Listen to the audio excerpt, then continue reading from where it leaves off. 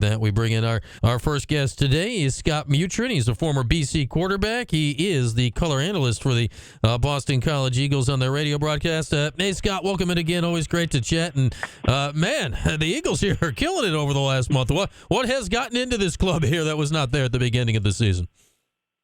Well, it's great to join you guys. Thanks for having me today. Always love the Law and Order entry. It's a huge Jack McCoy and Lenny Briscoe fan from growing up, so that brought back some memories. But in regards to the Eagles, the biggest transformation is really identifying who they are as an offense and as a team. You know, they started out with Emmett Moorhead being the starting quarterback, and Thomas Castellanos comes in, and as you can see, they're very different types of quarterbacks, and defining and designing the offense around him and his skill set has, you know, they finally found out what suits best. And the offensive line, which was a considerable weakness last year, is now the strength of the team. They have a lot of depth in the positions. They added two guys in the transfer portal, Kyle Hergo and Logan Taylor, and really solidified themselves up front. I think that's been the biggest difference.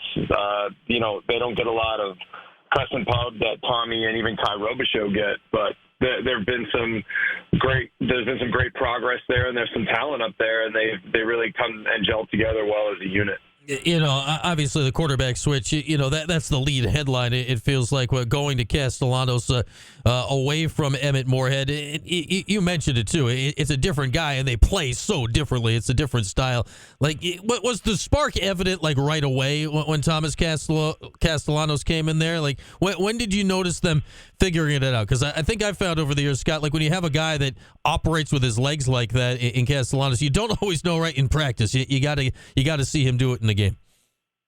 Yeah, the funny thing was he was doing it in practice, and you saw some of it in the spring and in the fall, that there was something about him. There were glimpses, and I think his ability to do the work and come in early and really prove his willingness to work as hard and do whatever it took for the team at the beginning was very evident. And switching to that different style is that he is, I've used this term a lot, he's an eraser, right? He can erase what a lot of teams want to do, whether they want to blitz you, whether they want to sit back in coverage. He can make up for mistakes if you miss a block, if you're in third and long. He has the ability to use his arm and his legs to really put a strain on the defense. And that was the most evident that you've seen it was the Florida State game, because that's a talented team, and they didn't have a lot of answers for him in that game. And he's still young. He's only a sophomore. This will be, I believe, his 8th start in his career. And he still has some moments where there's some things that you scratch your head, but you can't take away, you know, that which makes him great by trying to put some restraints on him in the offense. So I think there's an evolution between BC and what they want to give to him and what they're willing to let him go through. Yeah, and he obviously got banged up a little bit right in the first half last week, then came back in. Is there any concern about whatever happened last week with Castellanos, or is he good to go right now? No, from what I heard, he just wasn't feeling well. I don't think it was any injury of sort. It looked like it was when he came back to the sidelines, but it could have just been him warming up. I think he just wasn't feeling well. He didn't run it as much as he did in the second half. And credit to UConn, they put in a game plan to really keep him in the pocket and didn't get over aggressive in attacking him and allowing him to escape and do some of his damage on the perimeter, which other teams have. But, you know, that's going to be a challenge for BC, is to still get him in positions where he's outside the pocket and he can be very dangerous. There's, you know, designated plays that they can do that, and designated rollouts and bootlegs and stuff that they can really bring to the offense. But it's just a question of, you know, can defenses stay disciplined enough to do that an entire game? Because, you know, I mean, you guys know, you watch football long enough. Pass rushers want to get upfield and make sacks. And to tell them to not get upfield is against their nature. And at some point, they want to do what they're designed to do out on the field, especially in third and long situations. And it's tough to do that versus Thomas, because he can really use his feet to clear out and get some first downs in third and long situations. And that's why I'm intrigued here. Scott Mutryn of the Boston College radio broadcast is our guest right now. That, you know, the nature of the Rocky Long 3-3-5 defense is attacking, aggressive, get upfield, get into the backfield. It doesn't sound like that's necessarily the best plan of attack here against Boston College right now. Yeah, and you know, BC has played against some of the defense, like Georgia Tech was a 4-2-5 that that they use to try to attack BC and their running game. And when you're aggressive enough field, that's great when you've got a quarterback that's going to be in a stationary mobile position, right? Because then you're really wreaking havoc from the edges, and then you're bringing pressure up the middle. But, yeah, you're exactly right. With a guy versus Thomas, he sees a crack, and he's able to exploit that and then get out to the perimeter where he can really do some damage. And not just with his feet, but, throwing the ball down the field because – BC's averaging over 200 yards rushing and 200 yards passing. So it's not like teams in the past for BC where you're like, okay, stop them on the run, and if they get in third and long, then we can bring our pressure packages, and they're not going to be able to pick it up or get guys open. It's a little different now with their ability to throw the ball as well as run it. Yeah, it feels kind of similar to what the Orange dealt with Virginia Tech last week, honestly. In many ways, they were taking a ton of shots down the field and kind of running it relentlessly around that. And, a lot is on Castellanos, obviously, but you mentioned Kyle Robichaux. He's running for, 70 yards a game, more than 5 yards a clip. I don't know if any hope of getting Patrick Garwo back from injury this week, but his numbers are similar. What's the full rushing package look like right now for BC? Well, with Garwo and with Robichaux, you have some heavy downhill guys that run behind their pads, and they get behind that offensive line, and they're able to move some piles, right? They take 3-yard runs and turn them into 5-yard runs and even 6-yard runs and turn them into 10-yard runs. But, they have some other guys out there. Alex Broom had a good game against UConn. He ran for 85 yards. He's a smaller guy that's a little more scat back, and they have some smaller guys that can be threats in the passing game, Xavier Coleman and Barfield, which are some other backs that have seen some time this year. But it's more a testament to the offensive line. The offensive line are the guys that are really, really doing the work. And by getting Robichaux to really kind of embrace the downhill behind your pads running, that has really brought out the best in his game. But a lot of the backs that BC has all add a different element. And then you have Thomas, who, I think he's fourth in the Big East in rushing as a quarterback. So they do a really good job of getting him into good spots running the football, whether it's design runs or, like I mentioned, in bootlegs and rollouts, that really put a pressure on the defense, especially on the perimeter, which is when he can do his most damage. Scott Mutryn, our guest, the Boston College football color analyst on their broadcast here. They'll be in the Dome on Friday night at 7:30. And you mentioned the O-line. Christian Mahogany's a guy that's a great player. He was hurt last year. You mentioned getting guys into the portal. It had to be strange, right, last year, Scott, to see a BC O-line that frankly wasn't good. Like, we haven't seen that in a long time. This feels more in line with what we know about Boston College over the years. Yeah, without a doubt, I think BC has really prided itself on having solid offensive lines. And when you saw a lot of games last year, it wasn't for want to. It was just they couldn't physically do it. Either guys that hadn't played, guys that they moved guys over.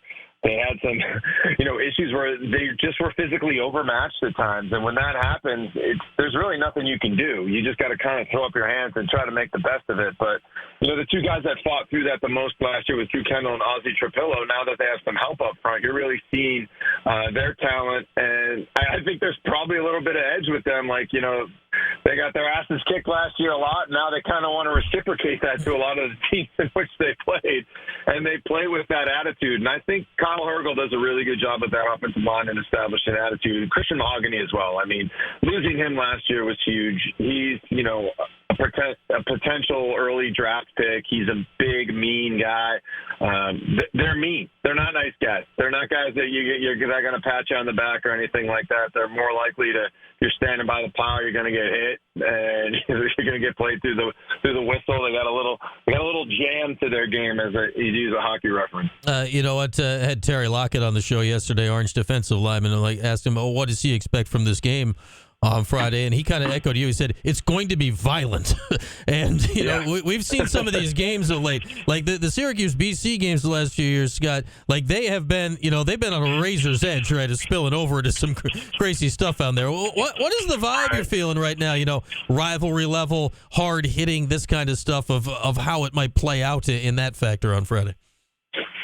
Violent, angry. Both teams are kind of in position where this is a turning point game for them, right? Both these teams, they come out of it, they get, a significant victory that can propel them towards bowl season or, a better bowl game. A lot of these guys grew up somewhere close to each other. If they didn't play with each other in high school, they played against each other in high school or had friends that did the same. So there's a lot of that into it, and you don't want to be little brothered by anybody. No one likes to have that. So there's just natural hostility in this in this rivalry game. I'm glad that the ACC saw it as well and going to continue that for years to come. But that's the nature of this game, right? There's been some superstar skill guys in this rivalry. Don't get me wrong.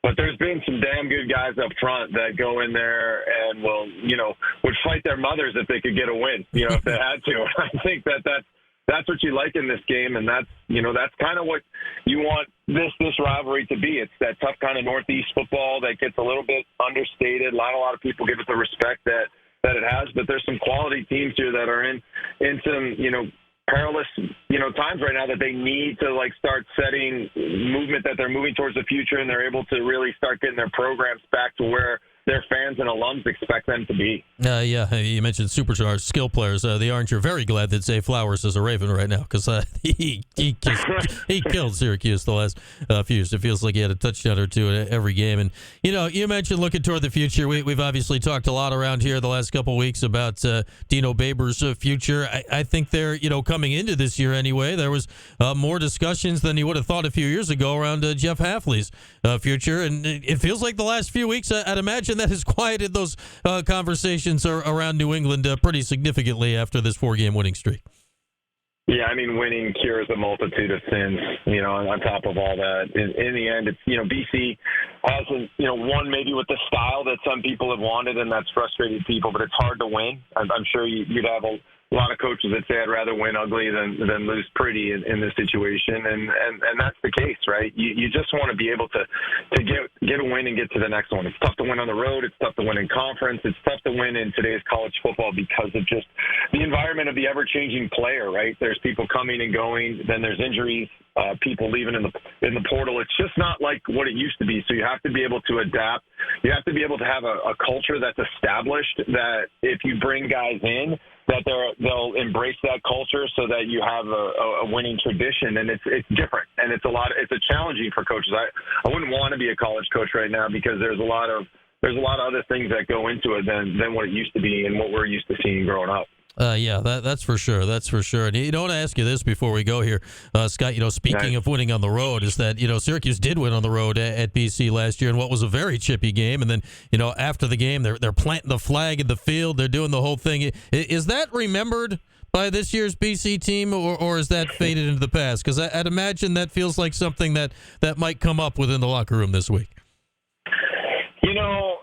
I never kind of got into that stuff, right? Like you remember certain aspects, and they kind of asked the same thing with UConn last week when you lost. Is there a revenge factor? And I don't use revenge because it's always a different team. There's different players. There's different people out there.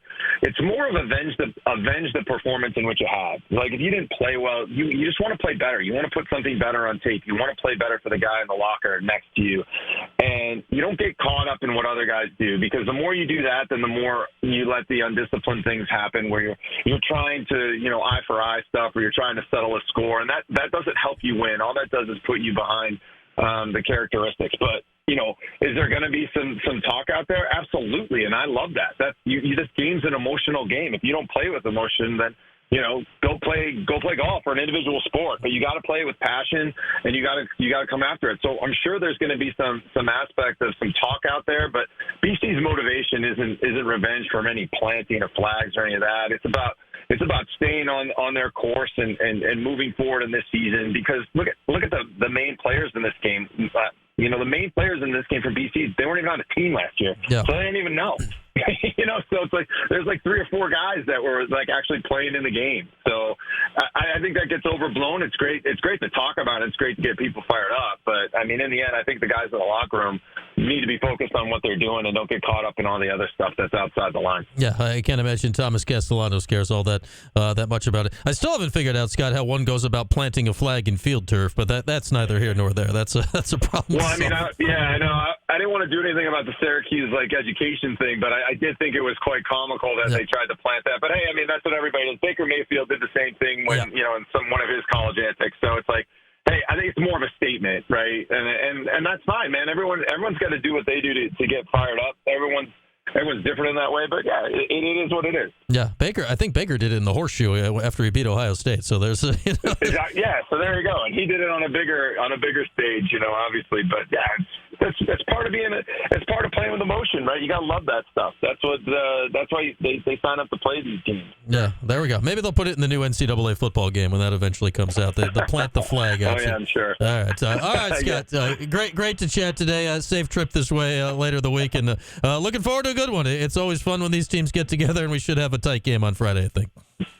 Yeah, absolutely. I think prime time is going to be good, and it's going to be interesting to see how both these teams kind of come out of this one and see which one can come out and make the least amount of mistakes or capitalize on everybody else's mistakes going forward. Because I think that's going to be a real key to who wins. All right, sounds good, Scott. Thanks a lot.